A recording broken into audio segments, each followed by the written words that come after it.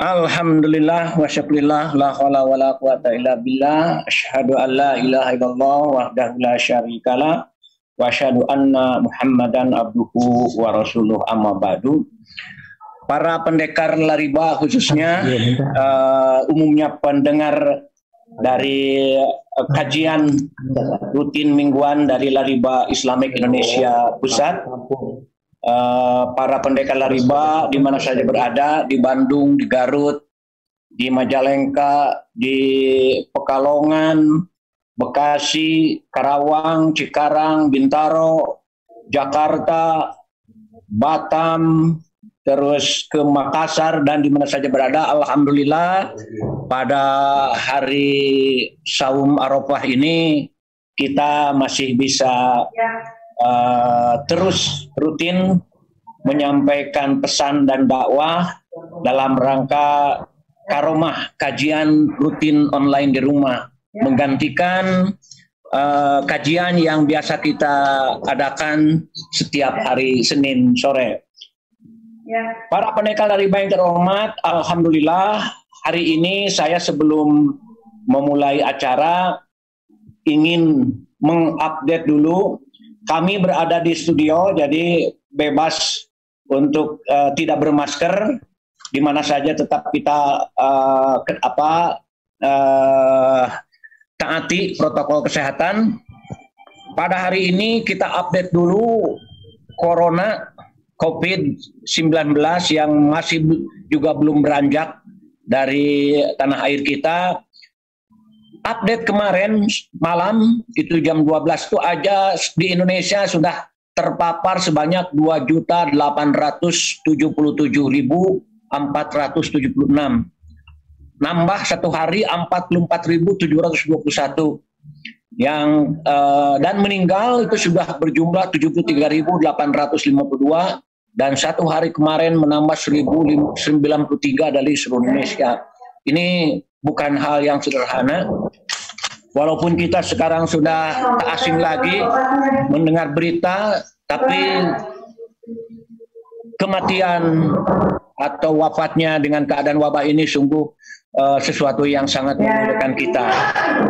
Hadirin, alhamdulillah pada hari ini di tengah-tengah kita sudah hadir guru kita yang setia setiap saat mengunjungi kita, baik secara tatap muka maupun tatap gambar, Ustadz Uus M. Ruhiyat. Assalamualaikum Ustadz, Daman. Waalaikumsalam warahmatullahi wabarakatuh, Pak Haji Silwan. Masya Allah, ini hadirin guru kita ini hari ini belum sehat, belum full normal, dan kalau nggak salah minggu kemarin sempat absen. Satu minggu. Nah, itu harus saya kabarkan juga kenapa sampai absen. Beliau sedang diuji Allah Subhanahu wa Ta'ala. Pada hari Senin belakangnya itu 2 minggu ke belakang kami biasa mengadakan kajian di studio di Lariba, di kantor Lariba bertiga, dan qadarullah guru kita besoknya setelah keadaan kondisi badan panas dan segala macam dicek, ternyata dinyatakan positif. Ini sungguh luar biasa ini. Ustadz kita ini termasuk saya juga diinstruksikan untuk isolasi mandiri, walaupun badan saya Ustadz normal, suhu 35,4 sampai 36,2, makan juga rampus alias lahap. Makan semua tidak ada perbedaan ini, tapi karena ini adalah instruksi pakar kesehatan harus ikut isoman karena bersamaan dengan antum pada hari Senin tanggal 5 Juli yang lampau, ya taatlah sholat di rumah dan segala macam. Nah, Ustadz kita ini hari ini sudah menjalani, kalau nggak hari keberapa Ustadz sekarang ini? Hari ke-12. Masya Allah, hari ke-12 melaksanakan isolasi mandiri di rumahnya atas anjuran dokter, tidak perlu dibawa ke rumah sakit. Ustadz perlu selalu dipantau oleh dokter, baik melalui WA maupun melalui terus-terusan dipantau. dan hari ini belumlah sehat 100%, masih ada sedikit-sedikit batuk, tapi aman insya Allah karena masih masuk di studio masing-masing. Ini Ustadz juga siaran dari rumah, tapi karena sudah rindu, sudah kangen kepada para pendekar riba, tetap merasa punya kewajiban, merasa punya utang jika ingin tidak berjumpa walaupun melalui tatap maya. Ustadz, mudah-mudahan Allah segera menyembuhkan Ustadz, menyehatkan kembali, dan kita segera bergabung lagi di studio nanti di BKR. Amin, amin. Alhamdulillah Ustadz kita ini saya kira tidak perlu lagi saya memperkenalkan. Beliau adalah sebagai salah satu pembina di Lariba Islamic Indonesia, sebagai salah satu dari penggagas berdirinya Lariba Islamic Indonesia.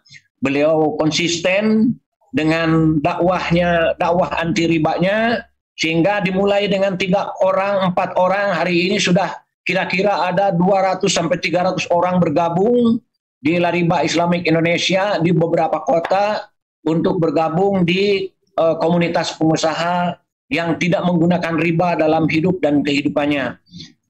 Ustadz kita juga adalah seorang anggota Dewan Hizbah di pimpinan Pusat Persatuan Islam, dan salah satu taskil juga di pimpinan Pusat Persatuan Islam. Ustadz, ya, hari ini saya akan mencoba menarik tema dari situasi Ustadz sendiri. Ya, Ustadz, kita menyaksikan terutama di media di mana bagaimana orang menderitanya terpapar COVID-19. Iya. Saya pernah jadi moderator di sebuah perkumpulan, dan seorang dokter yang terpapar, yang dalam keadaan isoman pada waktu itu menyampaikan testimoninya betapa mentalnya luluh lantak. Dia punya rumah beberapa di Jakarta, punya apartemen, punya segala macam lah, apapun bisa dibeli. Ketika lulus dari Wisma Atlet, lantas di isoman di rumah, itu mentalnya lebih terpukul ketika isolasi mandiri. Pak Sulwan, saya ini seperti kucing. Saya ditempatkan di sebuah ruangan, makanan diantarkan lewat jendela. Itu dalam tempat makanan yang sekali buang, mereka tidak bisa kontak. Padahal saya beli apapun bisa, makanan apapun bisa, tapi makanannya di siga maraban kucing salurkeun gitu tah. Nah, itu yang membuat terpukul. Ketika seorang serba ada, keadaan ada, tetapi hanya untuk bukan menentang barangkali, untuk bagaimana memanage qadar Allah yang terkena sakit itu. Kadang-kadang orang juga sudah kehabisan akal. Nah, ini Ustadz, itu kan sudah ditakdirkan oleh Allah, Ustadz sakit.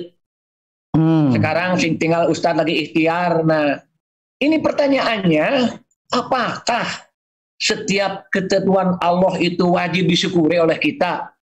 Sekarang sedang sakit, dan sakitnya itu bukan sakit biasa sekarang ini. Sakitnya itu yang harus memutus komunikasi dengan keluarga, memutus kontak dengan siapapun, ada di rumah sendiri, walaupun di rumah ada di kamar tersendiri, tidak bisa kontak dengan yang lain. Bagaimana sakitnya? Mungkin Ustadz juga bisa menjelaskan yang langsung sebagai ini Ustadz ini belum dapat gelar LC, lulusan COVID, karena masih. Jadi sekarang gelar LC itu bukan hanya lulusan dari Arab, Ustadz. Banyak sekarang ini bergelar ST lulusan COVID. Nah, Ustadz ini belum 100% lulus ini, karena oleh dokter masih ditetapkan isoman. Tetapi Masya Allah, Ustadz menelepon saya, menelepon tim, Kang, ayo kita sekarang tetap siaran, insya Allah anak kuat. Terus terang aja Ustadz, ini saya ragu tadinya untuk menelepon Ustadz, untuk dan segala macam. Nah Ustadz, tolong bagaimana? Apakah setiap ketentuan Allah itu wajib kita syukuri dengan keadaan Ustadz sekarang? Bangga Ustadz. Terima kasih. Ya. Terima kasih Pak Haji Sulwan. Alhamdulillah wa syukru ala ni'matillah. Asyhadu an la ilaha illallah wahdahu la syarikalah. Wa asyhadu anna Muhammadan abduhu wa rasuluh alladzi la nabiyya ba'daha amma ba'du. Pak Haji Sulwan, qada atau qadar Allah itu ada dua macam, yaitu ada ketentuan Allah yang baik dan ada ketentuan Allah yang kepastian papasten HD sareng papasten goreng gitu. Eta papasten. Ya, papasten. Jadi ada kepastian ketentuan Allah yang takdir yang terbaik, ada takdir yang jelek. Yang jelek juga takdir, yang baik juga takdir. Jadi ketentuan-ketentuan Allah itu adalah sesuai dengan yang telah ditetapkannya. Manusia wajib beriman kepada qada dan qadar. Manusia wajib beriman kepada ketentuan dan kepastian, baik kepastian yang baik begitu maupun kepastian yang jelek. Tidak ada satu hal yang sangat meringankan seseorang apabila Allah telah menetapkan apapun ketetapannya. Tidak ada yang paling baik dan paling ringan kecuali terima. Menerima kepastian, baik kepastian yang bersifat baik bagi dirinya maupun yang jelek bagi dirinya, maka keduanya harus kita tetapkan terima.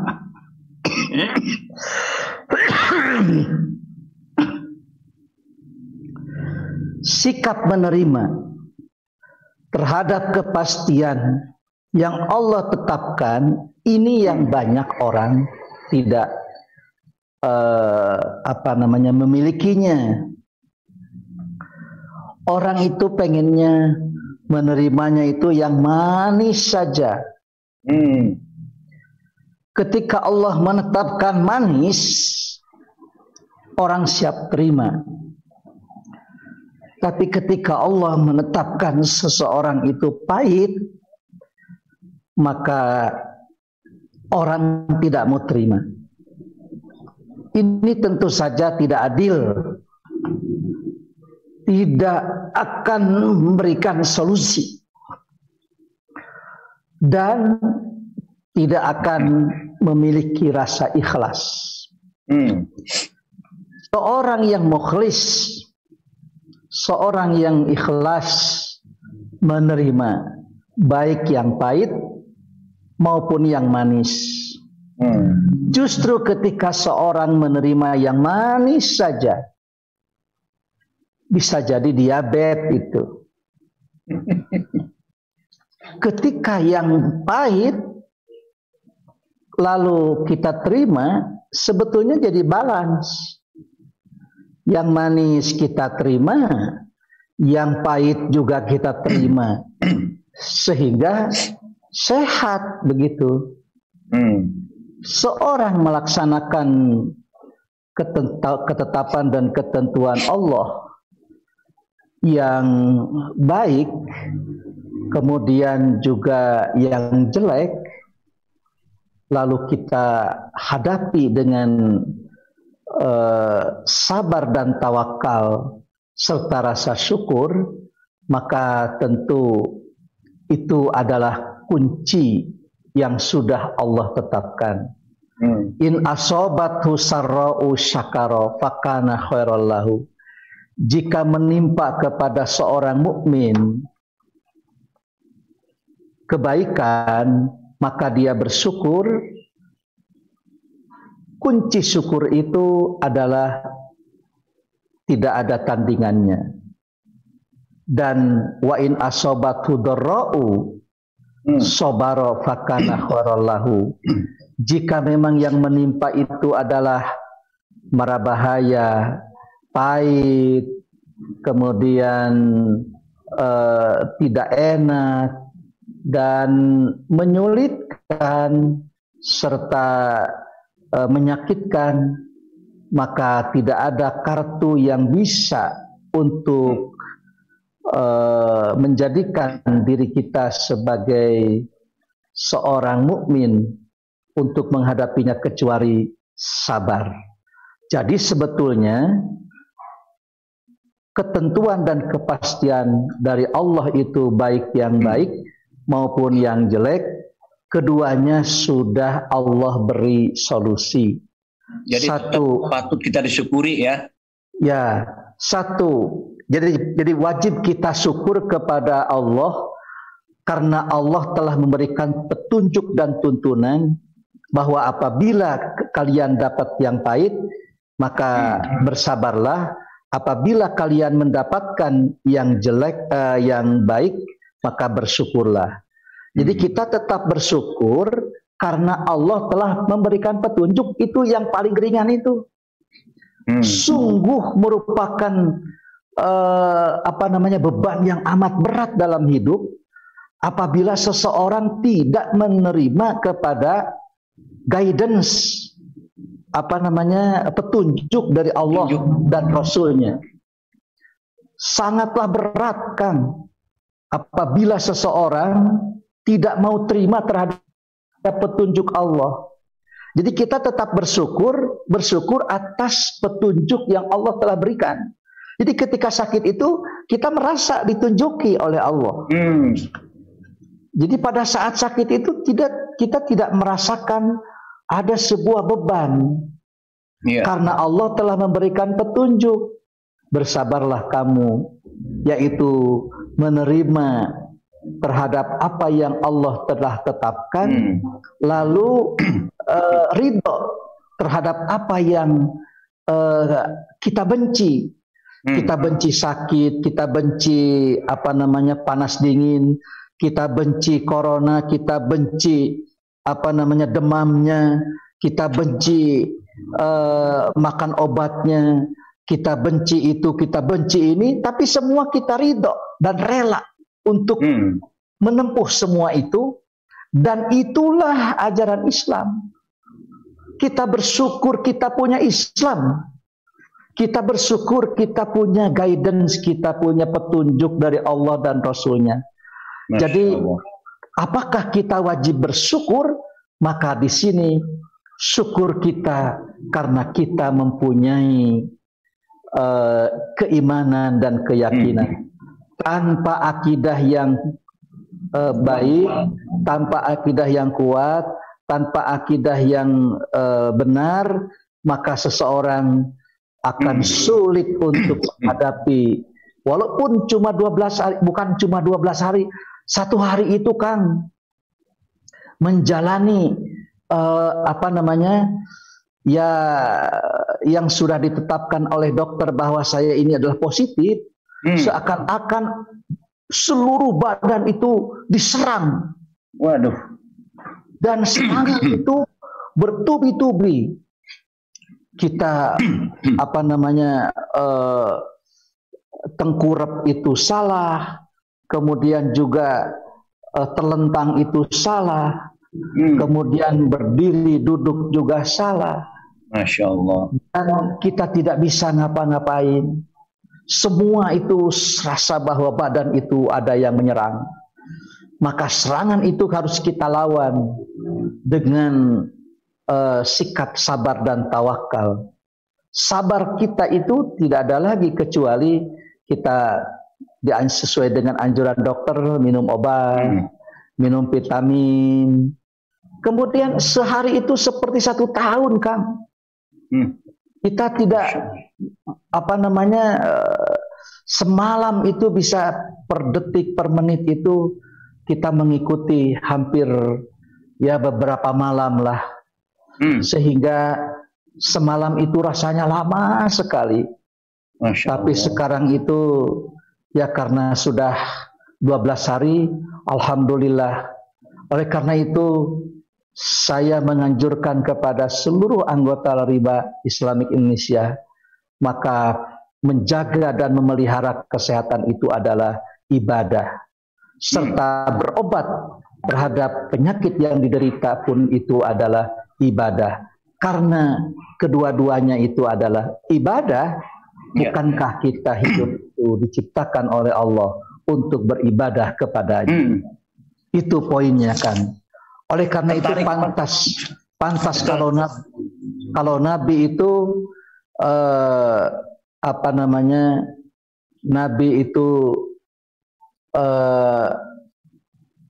Nabi Shallallahu Alaihi Wasallam itu kagum kepada sikap seorang Muslim. Nabi SAW itu kagum kepada seorang Muslim karena ya perilaku seorang Muslim itu sudah mendapatkan guidance yang sangat jelas. Masya Allah. Ustadz, ini menarik. Karena ini mungkin ada di diri seorang ustadz ya, yang terkena sakit, yang terkena musibah, terkena ujian. Ya. Ya. Ini jangankan ustadz yang merasakan sendirilah terpapar. Saya baru bersama-sama ustadz dan diharuskan isolasi mandiri oleh dokter, itu secara psikologis langsung saat badan ini merasa panas gitu Kak. Betul. Merasa panas, merasa ya itu secara psikologis. Begitu dokter Sony nelpon, Kang Haji masih isolasi mandiri. Waduh. Sampai saya bertelepon kepada ke antum tentang sholat di masjid dan segala macam. Dan saya terus terang aja menjadi satu catatan, Kang, ibadah malain ku perasaan, ku ilmu. Ya, kalau sama perasaan ada asa kuat, asa ini, asa dan segala macam. Tetapi ada sesuatu hal bahwa kita mendapatkan pahala dari menjaga supaya orang lain tidak terdolimi oleh kita. Itulah makanya barangkali kita pakai masker dan lain sebagainya ketika kita bersama-sama orang lain. Ustaz, mungkin banyak orang yang masih masih berpikir ya keliru atau berpikir sama bahwa ini nasib, ini kodo. Kadang-kadang ini apa ini perbedaan antara nasib dengan kodo itu? Kan ini mah sudah kodarnya lah, kita mah nggak usah usaha, nggak usah ikhtiar. Kumaha Allah Allah sakit-sakit, cek Allah sehat-sehat, umur mah ditangtukan, sudah ditetapkan umur mah nggak usah takut. Apakah ini termasuk sesuatu yang orang ini kandal tauhid atau memang orang ini tidak paham tentang beda nasib dengan kodo gitu Ustaz? Iya. Tidak ada takdir yang terbaik kan, kecuali seseorang sedang ditakdirkan dalam berbuat baik.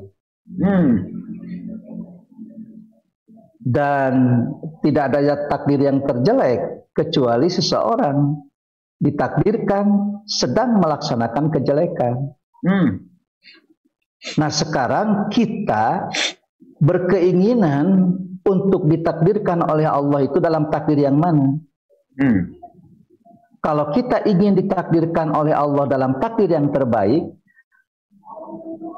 yaitu pada saat sedang melaksanakan kebaikan, ya tentu saja setiap langkah-langkah dan perilaku-perilaku seseorang itu harus mencerminkan perbuatan baik. Makanya syukur itu bisa dengan hati, bisa dengan lisan, dan bisa dengan seluruh anggota badan. Anggota badan kita. Syukur dengan hati, maka tentu saja tidak akan ada hati yang jelek kepada yang lain. Syukur dengan lisan, kalimat-kalimatnya tidak ada yang garihal, Tidak ada yang tidak sesuai dengan tuntunan Allah dan Rasulnya. Dan juga perilaku-perilakunya, seluruh anggota badannya, dia tidak melakukan sesuatu perbuatan yang tidak baik.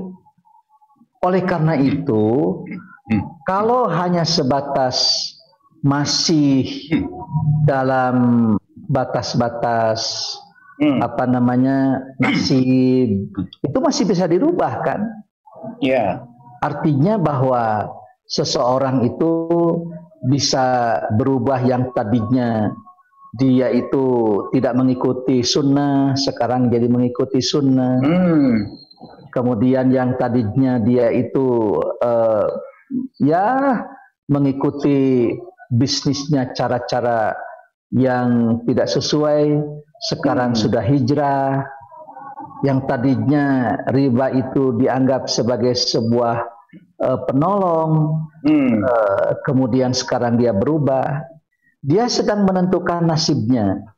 Ya. Tapi begitu dia itu sudah kuat terhadap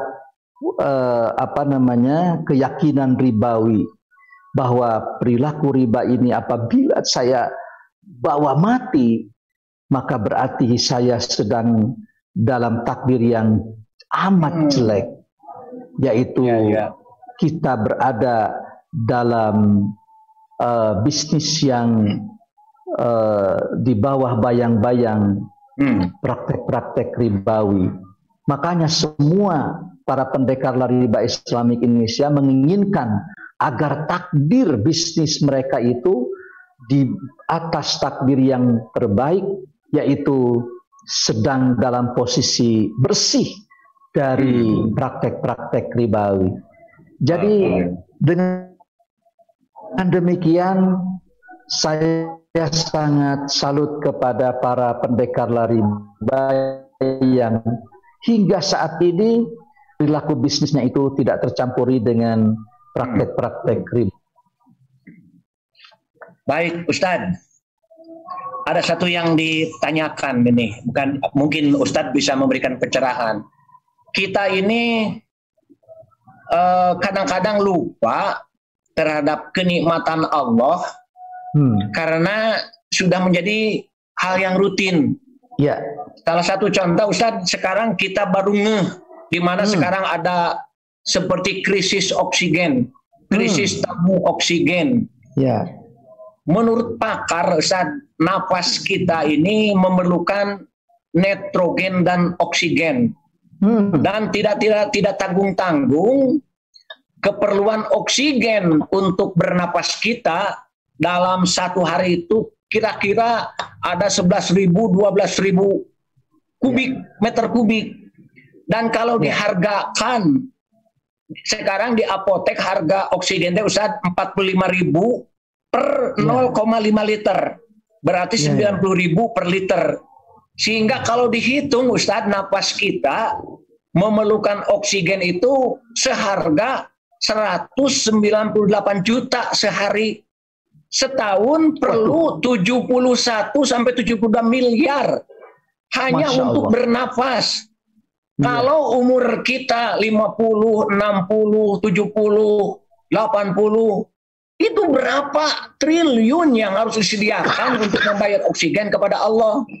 Tetapi karena ini gratis, setiap hari ada, jangan-jangan kita begitu bangun juga lupa menyampaikan doa alhamdulillahilladzi ahyana ba'da mamatana wa ilaihin nusyur.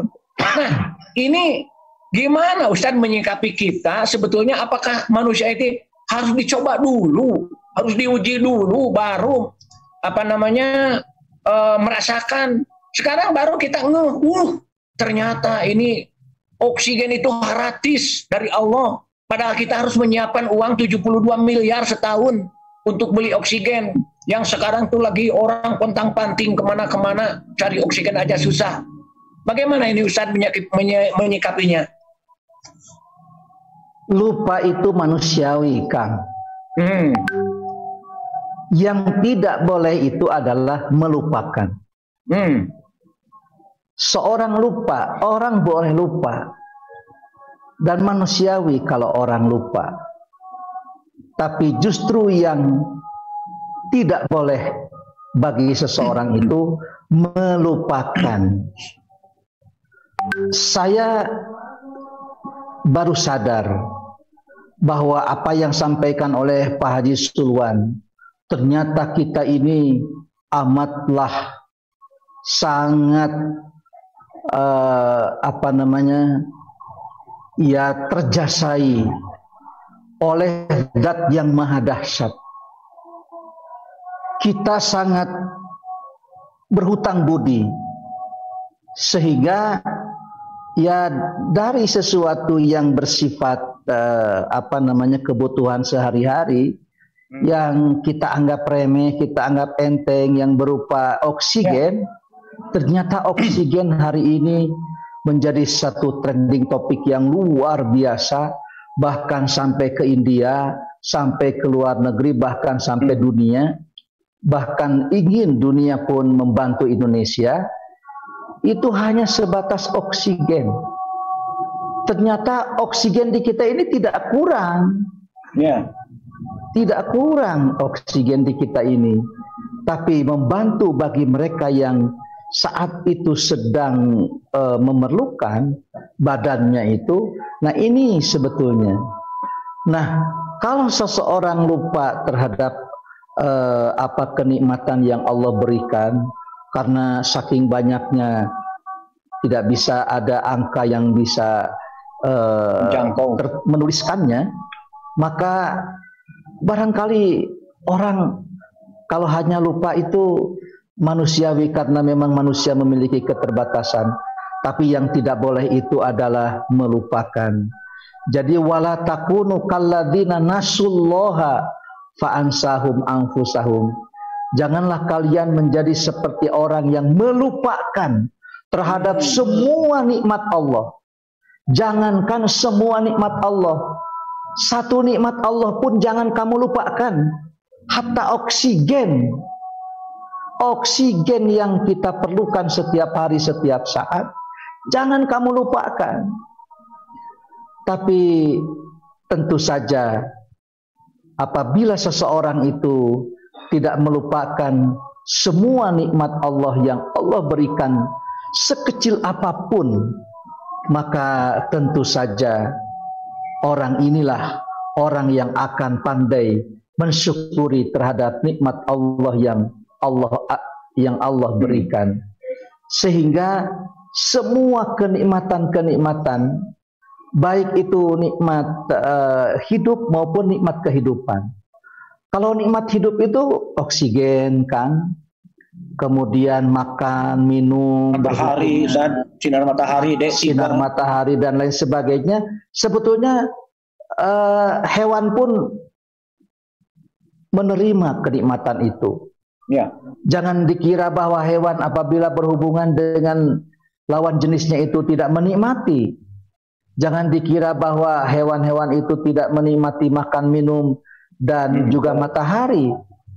Tapi tentu saja mereka pun menikmatinya. Cuma apabila hanya sebatas menikmati, maka apa bedanya dengan hewan? Ya. Bagi seseorang, atau katakanlah seorang muslim, seorang mukmin, maka bukan hanya sebatas menikmati semua pemberian dari Allah Subhanahu wa taala, melainkan bagaimana caranya kita menerapkan semua kenikmatan ini untuk tetap dijadikan sebagai bahan untuk beribadah kepadanya, sehingga kita menjadi sosok manusia yang ibadiah syakur, hamba-hamba Allah yang senantiasa bersyukur terhadap semua kenikmatan hidup maupun kenikmatan kehidupan. Yang tidak dimiliki oleh hewan itu adalah ketika kita bisa berbicara dengan Pak Haji Sulwan, kemudian rukun damai antara anak istri, lalu bercengkrama antara satu dengan yang lain, saling menghargai, saling memberi, saling menerima, saling menasihati antara satu dengan yang lain, saling mengangkat, saling memberi penghargaan antara satu dengan yang lain. Maka ini jauh lebih tinggi lagi kenikmatannya. Kalau itu adalah sebatas nikmatun hissiyatun, kalau hanya sebatas oksigen, makan, minum, itu adalah nikmatun hissiyatun, nikmat nikmat kecil sekali. Tapi ketika makanan dikirim dari seseorang kepada seseorang yang lain, dikirim dari orang kaya kepada orang yang lemah, dikirim dan dibagikan pada saat-saat pandemi seperti ini, maka itu adalah kenikmatan yang luar biasa dibanding hanya menikmati oksigen. Sungguh akan menjadi sebuah kenikmatan yang amat tinggi ketika saat oksigen hilang, seseorang bisa berinfak oksigen, seseorang bisa membagikan oksigen, seseorang bisa membantu orang banyak untuk memberikan oksigen. Saya yakin orang inilah orang yang memiliki kenikmatan yang Allah tambah, yang Allah kasih. Inilah barangkali Pak Haji Suwan, ternyata apabila kita gali itu, waduh, rasa-rasanya mungkin memerlukan waktu yang cukup panjang. Baik Ustaz, kita nanti akan sambung dulu sebentar ini karena di studio masalah teknis, kita akan sambung untuk penutupan ini. Kita akan sambung lagi, jangan dulu Ustaz, jangan kemana-mana dulu, kita break dulu nih, iklan dulu nih. Terima kasih Ustaz, silakan di biasa. Nah Ustaz, ini barangkali sebagai hal yang perlu disampaikan juga oleh Ustaz. Selama ini saya mendengar langsung dari Ustaz ketika saya bertelepon, berkomunikasi dalam keadaan sakit, tapi tetap sumringah, tetap sepertinya tidak ada apa-apa. Nah ini banyak orang yang menyalahartikan Ustaz, lah pasrah we Kang, insya Allah pasrahkan we urang maka Allah, tapi antum teh bari usaha sambil ikhtiar ya, makanan dari obat, minuman dari dokter tetap diusahakan, melihat sinar matahari, vitamin D pukul 10. Ini bagaimana menyingkapi kita orang yang selalu beranggapan terima aja, pasrah saja, tapi tidak usaha gitu Ustaz. Mungkin ini pengalaman antum yang ana dengar begitu, antum sedang sakit, sedang isoman, tetap menerima, Kang, kita serahkan kepada Allah. Tetapi begitu luar biasa ikhtiar antum gitu. Dokter setiap jam, setiap ini telepon dokter, bagaimana keadaannya, sampai ana baca kapan saya divaksin.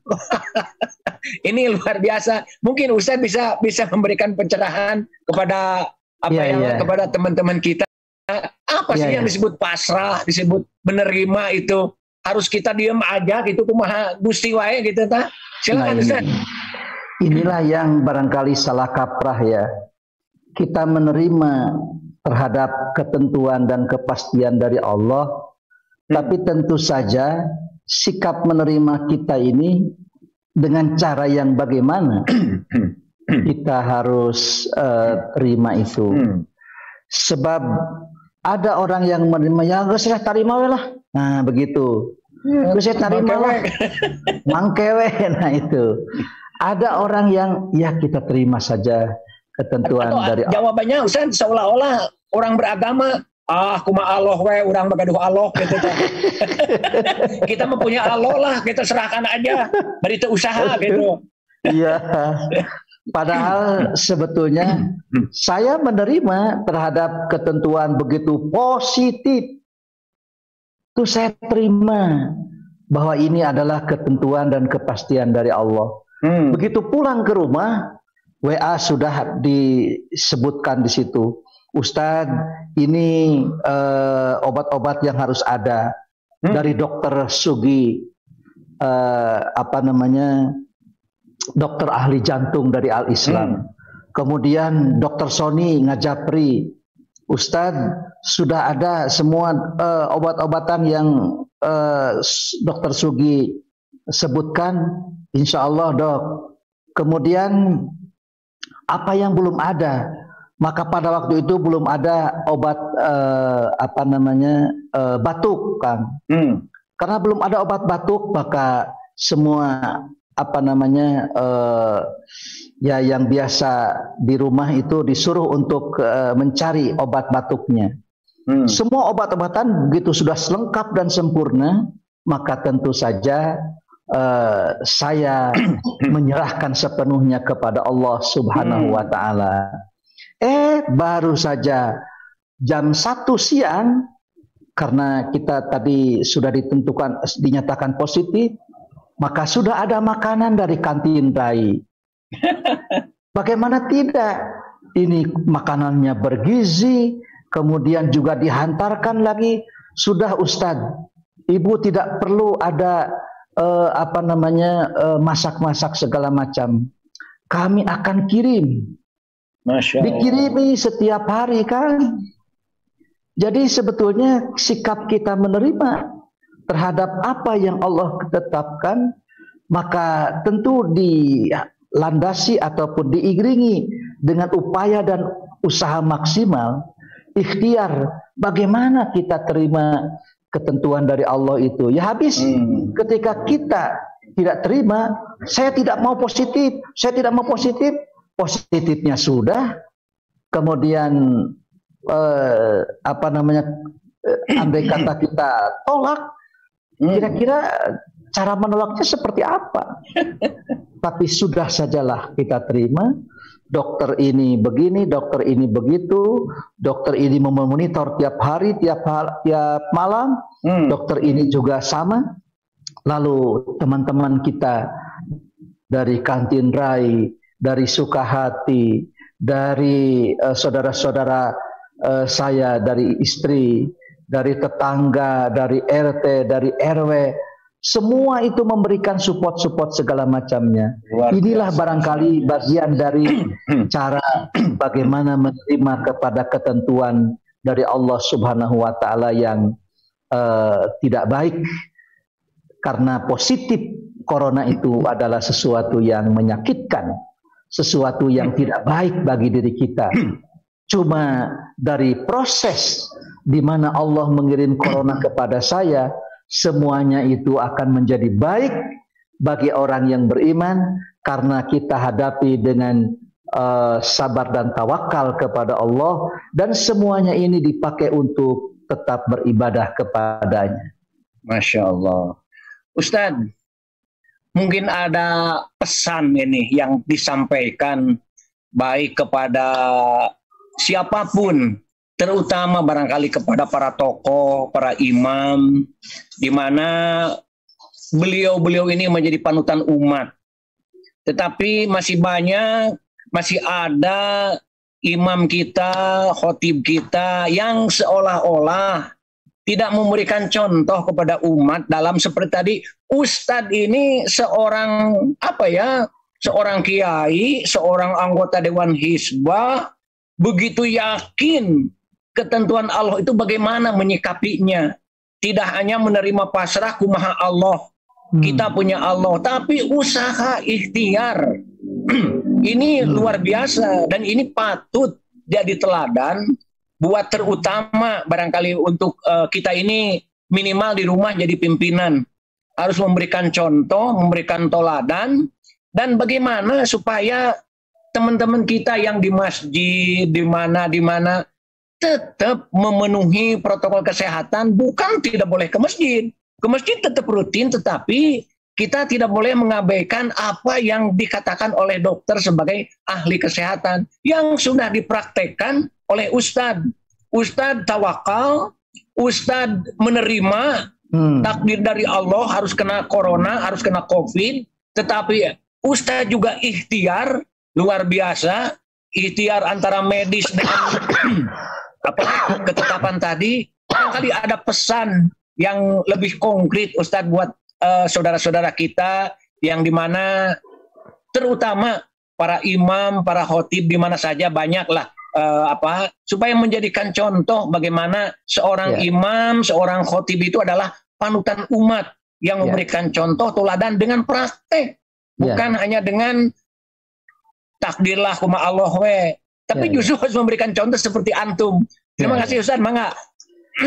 Ya, sikap bertawakal kepada Allah itu ternyata Allah bergerak sesuai dengan usaha dan ikhtiar kita masing-masing. Saya bergerak untuk mencari tahu bagaimana positif corona ini, dan saya menikmati betul bagaimana rasanya seorang yang terpapar itu. Kemudian semua barangkali di media sosial, dari mulai saudara, kemudian juga tetangga, sahabat, lalu koleha, itu semua menyampaikan support yang luar biasa. Berarti di sini Allah sudah bergerak, dan gerakan Allah itu kita tidak tahu. Cuma yang pasti, begitu kita memiliki sikap menerima bahwa saya positif dan saya terima ya Allah positif corona ini, dan mudah-mudahan saya bisa menjalani isolasi mandiri dengan sepenuh keikhlasan dan ketulusan. Ternyata semua gerakan-gerakan yang Allah lakukan, karena saya itu memiliki sikap menerima terhadap apa yang Allah telah tetapkan dan putuskan, akhirnya gerakan-gerakan Allah itu tidak disangka-sangka. Sehingga hari ini ada rezeki apa, hari kemarin rezeki begini, kalau sekarang rezeki itu seperti apa yang akan datang kepada kita. Nah, bagi seorang yang menjadi panutan, yang menjadi sorotan dan menjadi public figure, seyogyanya memperlihatkan sikap yang amat bijak. Jangan hanya sebatas menyatakan bagaimana Allah, kuma Allah, urang mah kudu sieun mah kudu ku Allah. Maka tentu saja kalimat-kalimat itu wajib diterjemahkan, wajib dijelaskan. Tidak bisa hanya sebatas itu saja. Sehingga seseorang itu ada yang bertanya kepada seorang ustadz, mohon maaf, Ustadz percaya tidak ada corona? Sebetulnya percaya ataupun tidak percaya, corona itu memang ada. Apa yang mesti kita percayai? Sebab ya itu adalah makhluk yang, atau virus itu kan ada. Virus itu ada. Percaya ataupun tidak percaya seseorang, maka virus itu memang ada. Dan tapi tentu saja. Tapi tentu saja seorang yang memiliki sebutanlah di masyarakat sebagai seorang ustadz, seorang kiai, seorang public figure, khotib, seorang tokoh masyarakat, seyogyanya bijaklah dalam menghadapi situasi seperti ini, sehingga berikan support kepada masyarakat. Jadilah seorang yang contoh turpi contohun, jadilah seorang model, role model, jadilah seorang teladan yang memang layak wajib untuk diteladani, sehingga masyarakat pun merasa tenang, merasa tentram. ketika kita memakai masker, tidak semua masyarakat memakai masker. Tapi begitu kita melepas masker, hampir semua jamaah kita itu melepas maskernya. Ketika kita pakai masker, jamaah kita tidak semuanya pakai masker, Kang. Tapi ketika kita melepas masker, Ustadz Uus itu di masker. Itu menjadi persoalan. Oleh karena itu, murid kencing berdiri, guru kencing berdiri, murid kencing berlari itu memang terasa sekali. Contohan ke orang pakai masker, ternyata tidak semua jamaah itu pakai masker. Apalagi kalau tidak dicontohan. Malah menyatakan, lah Ustadz di masker teing atau ada yang mengatakan seperti itu. Iya mah ikhtiar we urang teh. Sugan we ku Allah dilindungi. Kapan urang teh ngadoa nyuhunkeun perlindungan ke Allah Subhanahu wa taala tina sejelek-jelek penyakit. Sugan we atuh ku Allah teh di kuping doa urang teras we diikhtiarkan dalam bentuk seperti itu. Tapi begitu kita melepas masker tuh cenah Ustadz Uus ge teu di masker. Nah, disitulah Kang. Oleh karena itu hati-hatilah bagi seorang public figure, bagi seorang ustadz, bagi seorang tokoh masyarakat, berperilaku bijaklah dalam bersikap menghadapi situasi pandemi seperti sekarang ini. Barangkali itu saja Kang yang bisa saya sampaikan pada kesempatan kali ini. Semoga semua pendekar lariba itu tetap sehat, sehat jasmaninya, sehat rohaninya, sehat bisnisnya, serta juga sehat langkah-langkahnya, sehat brain, sehat rohaninya, sehat lahirnya, sehat batinnya, sehingga insya Allah kita akan berjuang kembali untuk melangkah setelah pandemi ini. Bagaimana kita bisa melaksanakan bisnis lompatan-lompatan yang jauh lebih bermakna ke depan untuk kejayaan dan kedaulatan ekonomi umat Islam. Terima kasih. Masya Allah. Luar biasa nih Ustadz. Seorang ustadz, seorang tokoh masyarakat, seorang yang sedang, bukan telah, malah sedang diuji Allah dengan COVID-19, yang membagikan pengalamannya langsung, bukan hanya berhayal, bukan hanya konon, bukan hanya cerita, tapi bagaimana merasakannya Allah menguji kesehatan Ustadz dengan COVID-19, tetapi bagaimana Ustadz ikhtiar yang luar biasa, ini sesuai ketentuan Allah, itu yang disebut menerima, itu yang disebut takwa, itu yang disebut pasrah. Nah ini juga bukan hanya pengalaman ini untuk antum pribadi, tetapi dibagikan kepada rekan-rekan khususnya di keluarga Lariba Islamic Indonesia, bahwa kita dimanapun saja berada, di rumah, di masjid, di masyarakat, jadilah panutan dengan memberikan contoh, dengan memberikan toladan. Taatilah semua ketentuan pakar kesehatan tentang corona. Tidak usah lagi memperdebatkan corona ini ada tidak ada.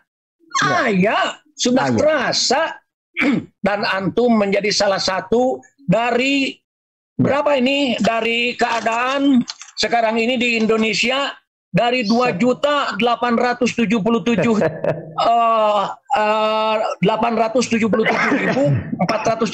antum diantaranya ada itu daftarnya.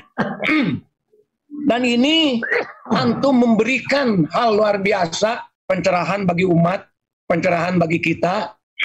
Mudah-mudahan apa yang disampaikan oleh antum ini menjadi hal yang konkret, diteladani oleh oleh umat, bahwa seorang ustadz pun ketika sakit yang disebutkan menerima itu adalah disertai dengan ikhtiar. Nah, mudah-mudahan Ustadz apa yang disampaikan oleh Ustadz ini menjadi sangat bermanfaat dan korelasinya, hubungannya dengan situasi saat ini sangat tepat. Mudah-mudahan semua anggota Lariba, semua kaum muslimin dan orang-orang Indonesia pada umumnya di dunia umumnya segera terlepas dari cobaan Allah ini, terlepas dari apa yang disebut dengan ujian dengan corona ini. Ustadz khususnya mudah-mudahan segera lulus. Amin. 4 hari lagi. Amin. Nanti dapat gelar LC. Lulus corona, lulus COVID. Dan itu akan membagikan pengalaman yang luar biasa sebagai penyintas, sebagai lulusan, sebagai alumni, di mana Ustadz luar biasa usahanya, ikhtiarnya, tidak hanya berdoa tetapi ikhtiar. Hadirin para pendekar Lariba di mana saja berada khususnya dan para pendengar umumnya, itulah kita sudah mendengarkan langsung dari seorang guru kita yang saat ini sedang diberikan ujian, mendapatkan ujian dikarenakan corona, tetapi begitu semangatnya tetap memberikan dakwah di rumahnya, kita masing-masing tetap memberikan pencerahan, memberikan dakwah dengan berbasis pengalaman sendiri. Luar biasa. Terima kasih Ustadz, barokah. Mudah-mudahan Ustadz dan semua keadaan sehat kembali. Terima kasih. Hadirin, kita berjumpa minggu yang akan datang dalam situasi yang lebih sehat, lebih indah lagi keadaan kita. Terima kasih. Terima kasih kepada tim di studio, Kang Jenal dan teman-teman. Rabbana atina fid dunya hasanah wa fil akhirati hasanah wa qina adzabannar. Assalamualaikum warahmatullahi wabarakatuh. Atur nuhun Ustaz.